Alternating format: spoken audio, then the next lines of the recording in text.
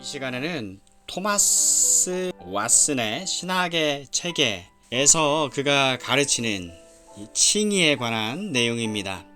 함께 같이 공부해 보겠습니다. 3. 칭의.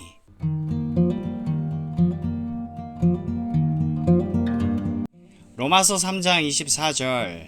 하나님의 은혜로 값없이 의롭다 하심을 얻은 자 되었느니라. 질문 33번. 칭의란 무엇입니까? 그것은 하나님께서 우리의 모든 죄를 용서하시고 오직 믿음을 통해 우리에게 전가되고 받아들여진 그리스도의 의로 말미암아 우리를 그분의 보시기에 의로운 자로 인정하시는 또는 간주하시는 하나님의 자유로운 은혜의 행위입니다. 칭의는 기독교의 진정한 주춧돌이자 중심 기둥입니다. 칭의에 관한 오류는 기초를 좀먹는 좀처럼 위험한 것입니다. 그리스도로 말미암은 칭의는 생수의 원천입니다. 교리를 타락시키는 독이 이 원천 속에 들어있다는 것은 끔찍한 일입니다. 자신의 사후에 칭의론이 부패할 것이라고 말한 이는 루터였습니다. 그 이후에 알미니우스 주의자들과 소키누스 주의자들은 이 보배로운 약상자에 죽은 파리를 던져 넣었습니다. 나는 이 신비한 요점을 통해 성경의 별이 나를 비추도록 하는데 애를 쓸 것입니다. 자, 한번 봅시다. 첫째로 칭의란 무엇을 의미하는가? 그것은 즉 법정에서 빌려온 법률 용어로서 고소받은 사람이 무죄로 선언되고 공개적으로 사면받는다는 의미를 가지고 있습니다. 사람을 의롭게 하는 데 있어서 하나님은 그를 의롭다고 선언하시고 죄가 없는 것처럼 간주하십니다. 칭의의 원천은 무엇입니까? 칭의의 즉 내적 동력 또는 근거는 하나님의 자유 은혜, 즉 그분의 은혜로 말미암아 아무 대가 없이 자유롭게 의롭다함을 받는 것입니다. 암브로스는 이것을 우리 안에서 일어나는 은혜가 아니라 하나님의 자유로운 은혜에 속하는 것으로 설명합니다. 나머지 다른 모든 바퀴를 움직이게 하는 첫 바퀴는 하나님의 사랑과 호의입니다. 이것은 왕이 자유롭게 임의로 범법자를 용서하는 것과 같습니다. 칭의는 자유, 은혜의 사랑으로부터 파생된 자비가 원천입니다. 하나님은 우리가 가치가 있기 때문에 의롭게 하시는 것이 아니고 의롭다 하시는 것이 아니고 우리를 가치 있게 하시려고 의롭다 하십니다. 그럼 죄인이 의롭게 되는 근거는 무엇입니까? 우리의 칭의의 근거는 그리스도께서 자신의 아버지에 대해 만족시킨 대속입니다. 만일 대속이 요구된다면 우리가 죄책이 있을 때 우리를 무죄하다고 선언하는 것이 어떻게 하나님의 공의와 거룩과 양립할 수 있습니까? 그 답변은 하나님은 우리 죄에 대해 대속을 이루신 그리스도를 보시고 공평하고 공의롭게 우리를 의롭다고 선언하실 수 있다는 것입니다. 보증에 의해 변제가 이루어지면 채권자가 채무자의 빚을 탕감해 주는 것은 정당한 일입니다. 하지만 그리스도의 대속은 어떻게 공로적이었으며 그것으로 의롭게 하기에 충분합니까? 신성과 관련해서 그렇습니다. 그분은 사람이셨기 때문에 고난받으셨고 하나님이셨기 때문에 대속을 이루셨습니다. 그리스도의 죽음과 공로를 통해 하나님의 공의는 우리가 영원히 지옥 고통을 받는 것 이상으로 아주 충분하게 만족되었습니다. 그러면 우리의 칭의의 방법은 어디에 있습니까? 우리의 칭의의 방법은 그리스도의 의가 우리에게 전가된다는 데 있습니다. 그 이름은 여호와 우리의 의라 일컬음을 받으리라. 예레미야 23장 6절. 예수는 우리에게 의로움이 되셨으니 고린도전서 1장 30절. 우리를 의롭게 하는 이 그리스도의 의는 천사의 의보다 훨씬 나은 의입니다. 까닭은 천사들의 의는 피조물의 의이지만 이것은 하나님의 의이기 때문입니다. 우리의 칭의의 수단 또는 기구는 무엇입니까? 우리의 칭의의 수단은 믿음입니다. 우리가 믿음으로 의롭다 하심을 얻었은즉 로마서 5장 1절. 그 존귀성은 그것이 은혜로서 거저 주어진 믿음 속에 있다는 데 있는 것이 아니라 상대적으로 그것이 그리스도의 공로에 근거하기 때문에 믿음 속에 있다는 데 있습니다. 우리의 칭의의 유효적 원인은 무엇입니까? 우리의 칭의의 유효적 원인은 삼위일체 하나님이십니다. 복된 삼위일체 하나님의 위격들 전부가 죄인을 의롭게 하시는 손을 가지고 있습니다. 삼위일체 하나님의 초월적인 역사는 불가분리적입니다. 성부 하나님이 의롭게 하시는 분으로 선언됩니다. 의롭다 하신 이는 하나님이시니 로마서 8장 33절. 성자 하나님이 의롭게 하시는 분으로 말해집니다. 이 사람을 힘입어 믿는 자마다 의롭다 하심을 얻는 이것이라. 사도행전 13장 39절. 성령 하나님이 의롭게 하시는 분으로 언급됩니다. 우리 하나님의 성령 안에서 의롭다 하심을 얻었느니라. 고린도전서 6장 11절. 성부 하나님은 우리에게 의를 선언하심으로써 우리를 의롭게 하십니다. 성자 하나님은 자신의 의를 우리에게 전가시킴으로써 우리를 의롭게 하십니다. 성령 하나님은 우리의 의를 정화시키고 구속의 날까지 인치심으로써 우리를 의롭게 하십니다. 할렐루야. 우리의 칭의의 결국은 무엇입니까? 우리의 칭의의 결국은 다음과 같습니다. 첫째, 하나님이 찬양을 받으시는 것. 그의 은혜의 영광을 찬미하게 하려는 것이라. 에베소서 1장 6절. 결과 하나님은 자기 자신의 영예에 영원 무궁한 깃발을 세우십니다. 의롭다 함을 받은 죄인은 얼마나 하나님의 사랑을 선언하고 천국이 그분에 대한 찬양으로 울려 퍼지게 할까? 둘째, 의롭다 함을 받은 사람이 영광을 상속받는 것입니다. 의롭다 하신 그들을 또한 영화롭게 하셨느니라. 로마서 8장 30절. 의롭게 하시는 하나님은 영혼의 죄책을 면하실 뿐 아니라 그를 영광의 자리로 끌어 올리십니다. 이것은 마치 요셉이 감옥으로부터 풀려났을 뿐 아니라 그 나라의 지배자가 된 것과 같습니다. 칭의는 영화로 관이 씌워집니다. 우리는 영원전부터 의롭다함을 받습니까? 우리는 영원전부터 의롭다함을 받는 것이 아닙니다. 왜냐하면 첫째, 본질상 우리는 정죄의 심판 아래에 있기 때문입니다. 요한복음 3장 18절. 우리가 만일 영원전부터 의롭다함을 받았다면 결코 정죄도 없어야 했을 것입니다.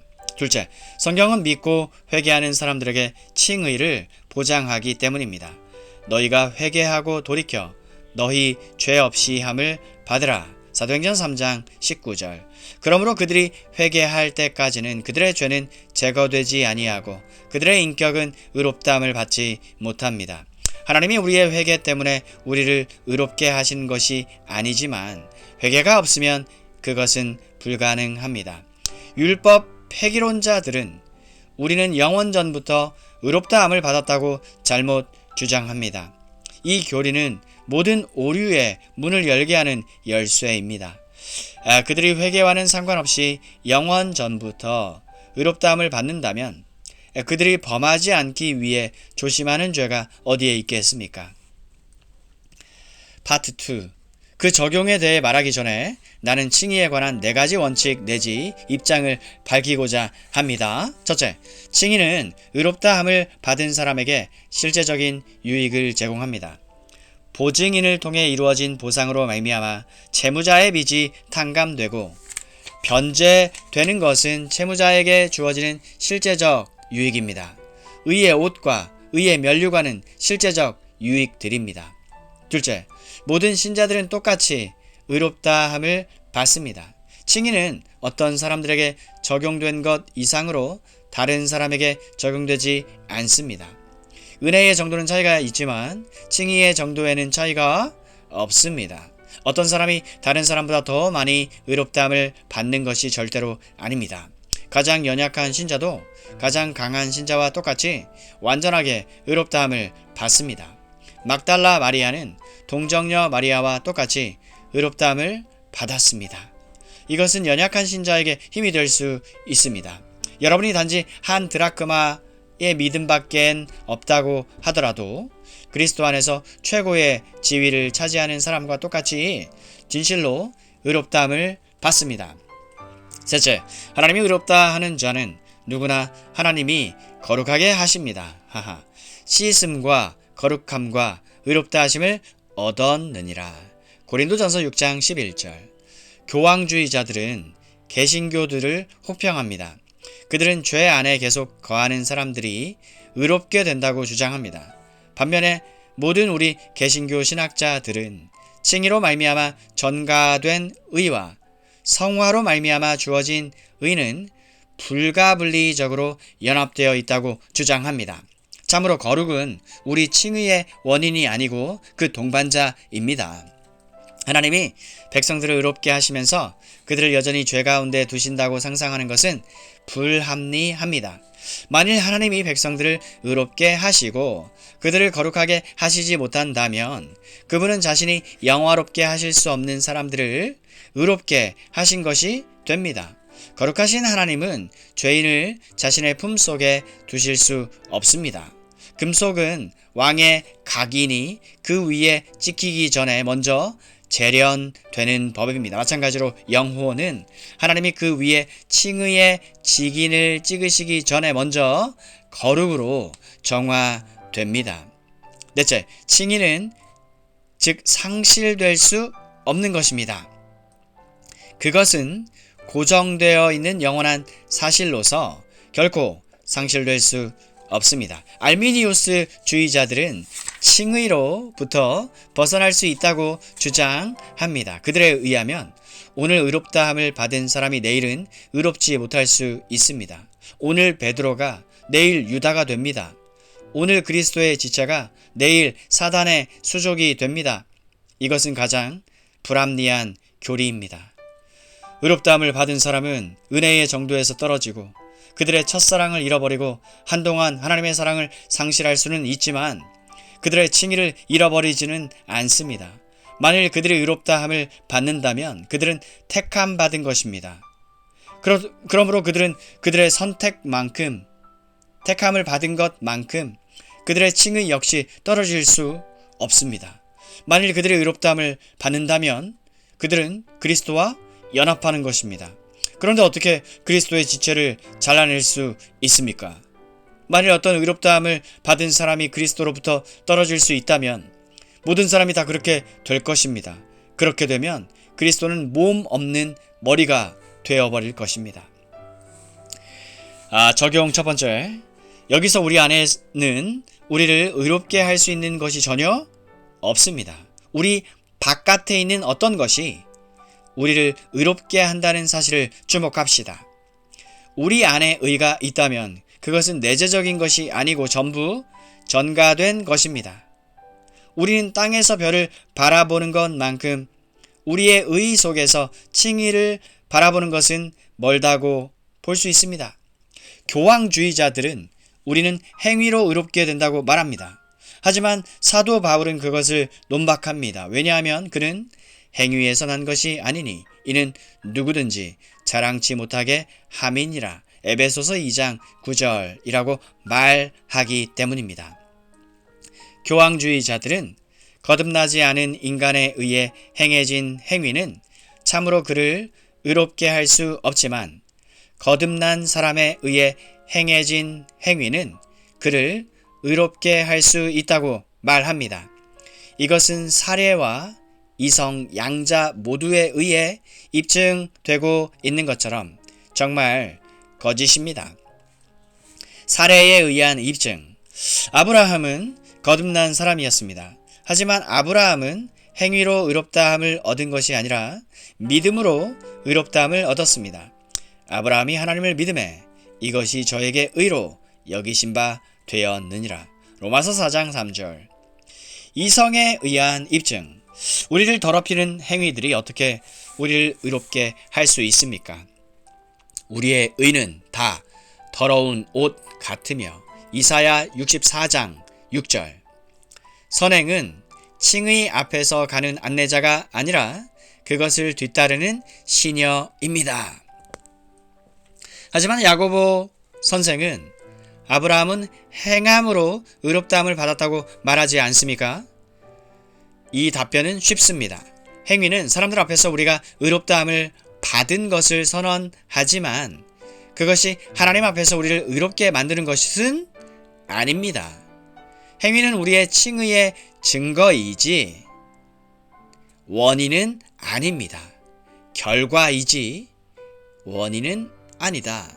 우리의 대제사장이신 그리스도의 금흉패 위에 새겨진 유일한 이름은 우리의 의이신 주이어야 합니다. 우리의 의이신 주.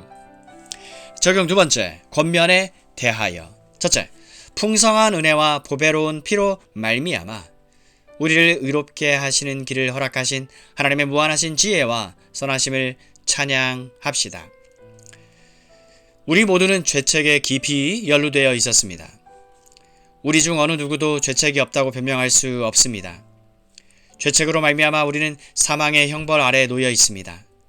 심판자 자신이 우리를 의롭게 하시는 길을 알려주시고 채권자 자신이 그 빚을 청산하고 채무자를 괴롭히지 않는 길을 계획하시기 때문에 우리를 사랑과 경의로 가득 채우는 것입니다.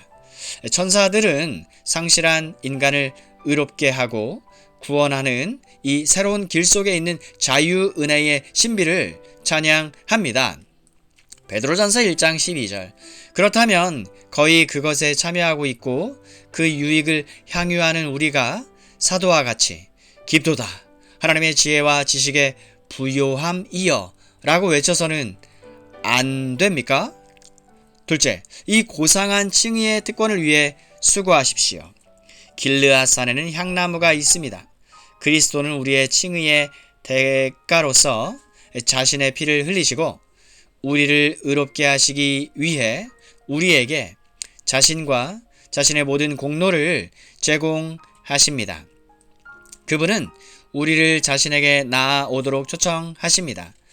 그분은 우리에게 요청되는 것을 행할 수 있도록 자신의 영을 약속하셨습니다. 그런데 왜 죄인들은 이 위대하신 칭의의 특권을 바라보지 못합니까? 왜 풍요 속에서 굶주리고 있습니까? 왜 여러분은 구원하는 치유제가 있음에도 불구하고 멸망당하고 있습니까? 용서를 위해 자신을 제공하신 그분이 자신의 잘못을 인정하고 괴로워했을 것으로는 생각되지 않고 오히려 치유를 약속하심으로써 세상의 임금에게 용서를 해주도록 명하셨을 것이며 그분 자신으로서는 자신의 쇠사슬과 족쇄를 사랑하고 죽지 않으셨겠습니까? 그러므로 복음 안에서 그리스도에 의해 여러분에게 자유롭게 제공된 칭의를 무시하는 사람은 참으로 얼빠진 사람입니다. 그리스도에 대한 사랑이 하찮은 것입니까? 그대의 영혼 속에서 천국은 아무런 가치가 없습니까?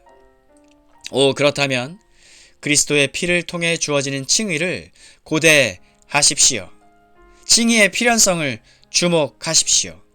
만일 의롭다함을 받지 못한다면 우리는 영화롭게 될 수 없습니다. 의롭다 하신 그들을 또한 영화롭게 하셨느니라. 로마서 8장 30절.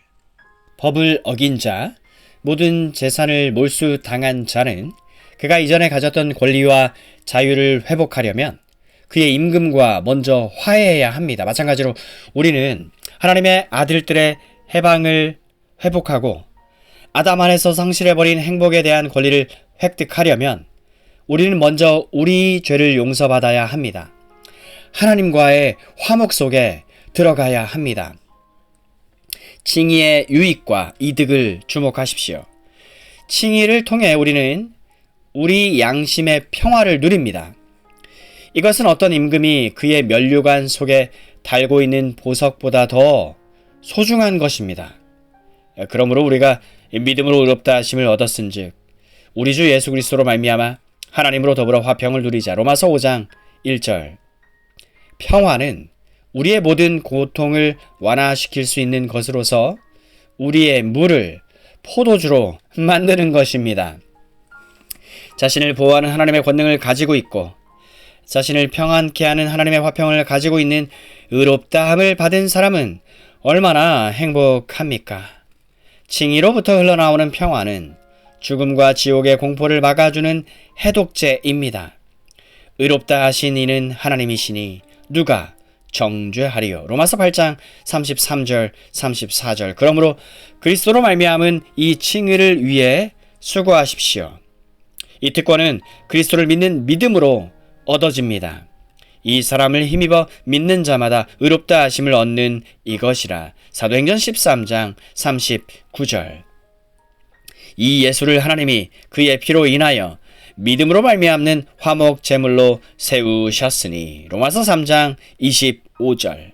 믿음은 우리를 그리스도와 연합시킵니다. 그분의 인격과 연합됨으로써 우리는 그분의 공로와 그분으로 말미암아 임하는 영광스러운 구원에 참여합니다. 적용 세 번째, 의롭다함을 받은 자에 대한 위로에 대하여. 칭의는 범죄할 때 위로를 줍니다. 슬프게도 경건한 자들은 얼마나 흠이 많습니까? 그들은 의무를 다 준행하지 못합니다. 하지만 신자들은 자신들의 범죄로 말미암아 겸손해져야 하지만 그렇다고 절망해서는 아니 됩니다. 그들은 그들의 의무나 은총으로 말미암아서가 아니라 그리스도의 의로 말미암아 의롭다함을 받습니다. 그들의 의무는 죄로 섞여 있지만 그들을 의롭게 하는 의는 완전한 의이기 때문입니다.